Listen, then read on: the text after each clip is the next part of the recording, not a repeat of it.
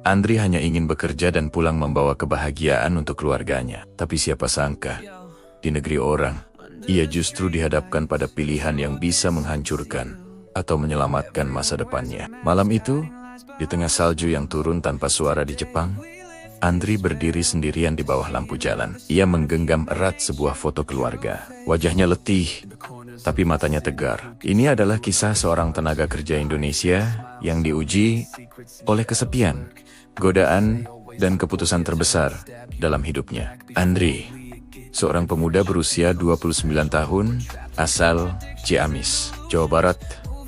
Ia meninggalkan kampung halamannya dengan satu impian besar. Bekerja di Jepang sebagai tenaga teknis di sebuah perusahaan rumah tangga. Cita-citanya sederhana, namun mulia. Ia ingin membangun rumah yang layak untuk orang tuanya dan membiayai sekolah adik-adiknya hingga tuntas. Baginya, setiap tetes keringat yang jatuh di negeri Sakura adalah investasi untuk masa depan mereka. Hari-hari pertama di Jepang terasa berat. Andri harus beradaptasi dengan cuaca dingin yang menusuk tulang, budaya yang sama sekali berbeda, dan tentu saja rasa rindu yang selalu datang tanpa diundang. Setiap malam, setelah seharian bekerja keras, hanya ada satu hal yang bisa menghangatkan hatinya. Surat dari sang ibu dan selembar foto keluarga yang sudah mulai kusam. Itulah sumber kekuatannya, pengingat mengapa ia harus terus berjuang ribuan kilometer jauhnya dari rumah. Andri bekerja di kediaman seorang wanita Jepang bernama Joanna Takahashi. Nyonya Joanna adalah seorang janda muda, pemilik perusahaan teh herbal tradisional yang cukup sukses. Di mata para pekerjanya, ia dikenal sebagai sosok yang tegas, namun baik hati. Sejak awal, Nyonya Joanna menaruh kepercayaan besar pada Andri. Bukan hanya urusan pekerjaan teknis, tapi juga hal-hal yang lebih pribadi, seperti merawat taman bunga kesayangannya yang penuh dengan kenangan. Namun, seiring berjalannya waktu, Andri mulai merasakan ada sesuatu yang berbeda, sesuatu yang aneh, dan membuatnya tidak nyaman. Nyonya Joanna seringkali menatapnya dengan pandangan yang sulit diartikan. Tatapan sendu yang penuh kesepian. Ia mulai sering mengajak Andri berbincang, menceritakan tentang hidupnya, tentang kekosongan yang ia rasakan. Tak jarang, ia meminta Andri untuk menemaninya makan malam, dengan alasan ia tak suka makan sendirian. Bagi Andri, situasi ini terasa canggung. Ia sadar betul posisinya hanyalah seorang pekerja. Ia tidak ingin melewati batas, tapi di sisi lain, ia juga tidak mau menyinggung perasaan majikannya yang selama ini baik padanya. Ia mencoba menjaga jarak, bersikap profesional. Namun tatapan dan sikap Nyonya Joanna semakin menunjukkan bahwa ada sesuatu yang lebih dari sekadar hubungan antara majikan dan pekerja. Andri merasa terjebak dalam dilema yang pelik. Puncak dari semua kegelisahan itu akhirnya tiba di suatu malam yang dingin. Setelah semua pekerjaan selesai, Nyonya Joanna memanggil Andri ke ruang kerjanya. Suasananya hening, hanya terdengar suara jam dinding yang berdetak. Dengan suara bergetar, Nyonya Joanna mulai bercerita. Ia menceritakan tentang almarhum suaminya, tentang betapa besar cintanya, dan tentang lubang kesepian yang tak pernah bisa terisi. Sejak kepergiannya, Andri hanya bisa mendengarkan dengan penuh simpati.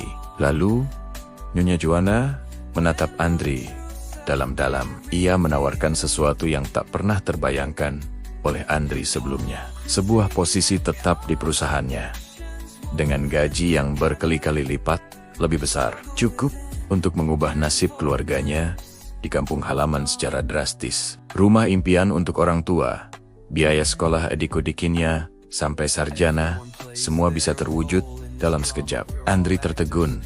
Otaknya mencoba mencerna tawaran luar biasa itu. Namun, tawaran itu datang dengan sebuah syarat. Sebuah konsekuensi besar yang membuat jantung Andri seolah berhenti berdetak.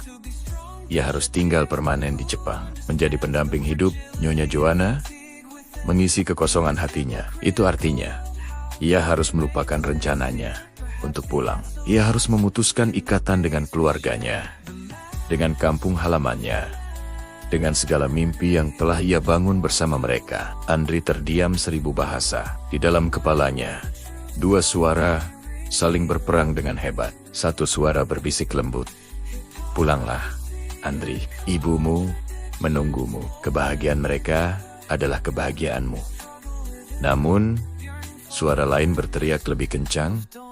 Ini kesempatan emas, bodoh.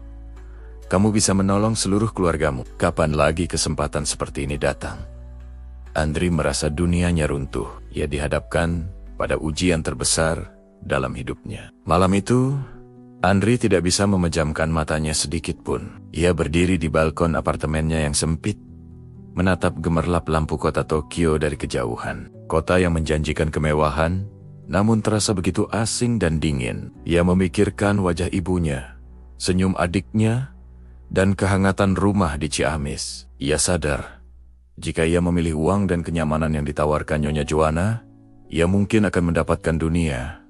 Tapi ia akan kehilangan dirinya sendiri. Ia akan kehilangan alasan utama mengapa ia berjuang sejauh ini. Dengan tangan yang sedikit gemetar, di tengah tangis yang ia tahan sekuat tenaga, Andri mengambil secarik kertas dan pena. Ia menulis surat pengunduran diri. Kalimatnya singkat, namun penuh makna. Terima kasih atas segala kebaikan dan kepercayaan yang telah Nyonya berikan. Tapi, keluarga saya adalah alasan saya berjuang. Bukan sesuatu yang harus saya tinggalkan untuk perjuangan itu sendiri. Keesokan paginya, dengan hati yang berat namun mantap, Andri menyerahkan surat itu kepada Nyonya Joanna. Melihat surat itu, air mata Nyonya Joanna tak terbendung. Ia menangis, bukan karena marah, tapi karena terharu. Dengan suara lirih, ia berkata, Andri-san, kamu adalah orang pertama yang menolak uang demi sesuatu yang jauh lebih berharga. Kamu telah mengajarkan saya arti keteguhan hati.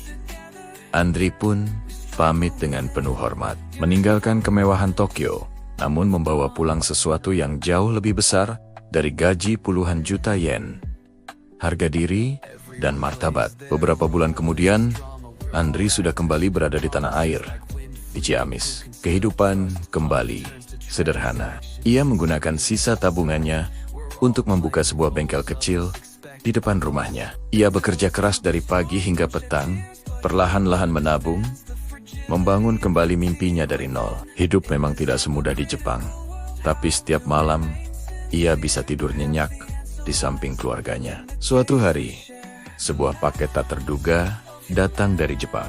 Pengirimnya adalah Nyonya Joanna.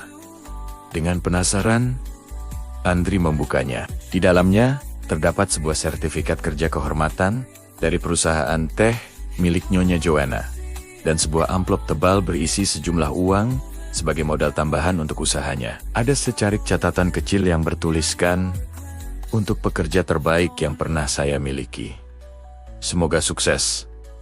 Andri tersenyum. Ia sadar, terkadang kebaikan tidak perlu diminta. Ia akan datang dengan sendirinya sebagai buah dari ketulusan. Kisah Andri mengajarkan kita sebuah pelajaran penting. Perjuangan di negeri orang bukan sekadar tentang mencari tumpukan uang, tapi tentang menjaga prinsip, martabat, dan kejujuran. Andri telah membuktikan bahwa harga diri dan cinta keluarga jauh lebih berharga daripada segala kemewahan sementara yang ditawarkan dunia. Rezeki bisa dicari di mana saja, tapi kehormatan harus dijaga seumur hidup. Dimanapun kaki kita berpijak, jangan pernah lupa dari mana kita berasal.